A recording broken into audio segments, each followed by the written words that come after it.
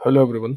आज है 17 मई 2026 और आज हम डिस्कस करेंगे भारतीय निर्यात का लचीलापन, रेजिलियंस ऑफ इंडियाज एक्सपोर्ट। यह इस समय आर्थिक और व्यापारिक जगत में एक बेहद महत्वपूर्ण विषय बना हुआ है। हालांकि आंकड़ों के अनुसार वैश्विक मंदी और भू राजनीतिक तनावों के बावजूद भारत के निर्यात क्षेत्र ने शानदार प्रदर्शन किया है। अर्थशास्त्र में रेजिलियंस का मतलब होता है विपरीत या कठिन परिस्थितियों में भी टूटने के बजाय खुद को ढालना और मजबूती से टिके रहना। जब हम रेजिलियंस ऑफ इंडिया एक्सपोर्ट की बात करते हैं तो इसका अर्थ है कि दुनिया भर में चल रहे आर्थिक संकटों, युद्धों जैसे मिडल ईस्ट संकट और महंगे लॉजिस्टिक्स शिपिंग खर्च के बावजूद भारत से विदेशों में भेजे जाने वाले सामान और सेवाओं के निर्यात में गिरावट नहीं आई, बल्कि इसमें लगातार वृद्धि हो रही है।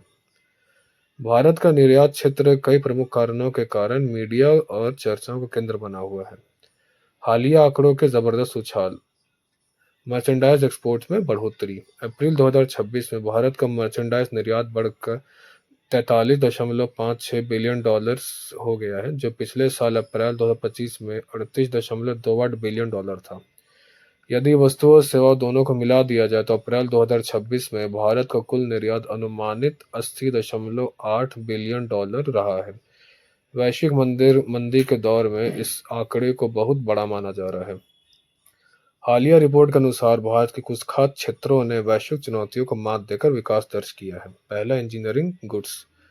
Federation of Indian export organisation के और ईईपीसी के अनुसार इंजीनियरिंग निर्यात में सालाना आधार पर 8.76% की बढ़ोतरी हुई और यह 10.35 बिलियन तक पहुंच गया है। भारतीय दवा निर्यात वित्तीय वर्ष 2026 में 2.86 लाख करोड़ के पार निकल गया है। दुनिया भर में कड़े नियमों के बाद भी भारतीय जेनरिक दवाइयों और टीकों की मांग बनी हुई है। अमेरिकी टैरिफ में बढ़ोतरी और प्रतिबंधों के बावजूद भारत का कृषि निर्यात 2.3% की दर से बढ़कर 53.1 बिलियन तक पहुंच गया है। दुनिया में ब्राजील और वियतनाम जैसे बड़े देशों की कॉफी की कमी का फायदा उठाकर भारत का कॉफी निर्यात पहली बार 2 बिलियन डॉलर के पार चला गया है।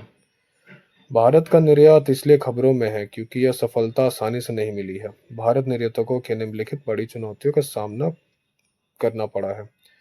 पहला, मिडिल ईस्ट। इस तनाव के कारण समुद्री व्यापारिक रास्ते बाधित हुए हैं, जिससे माल भेजने का किराया आसमान छू रहा है। और दूसरा, हालांकि निर्यात बढ़ा है लेकिन कच्चे तेल इलेक्ट्रॉनिक्स के महंगे आयात के कारण भारत का व्यापार घाटा भी बढ़कर 28.38 बिलियन हो गया है, जिससे सरकार इस मोर्चे पर अधिक सतर्क हो गई है।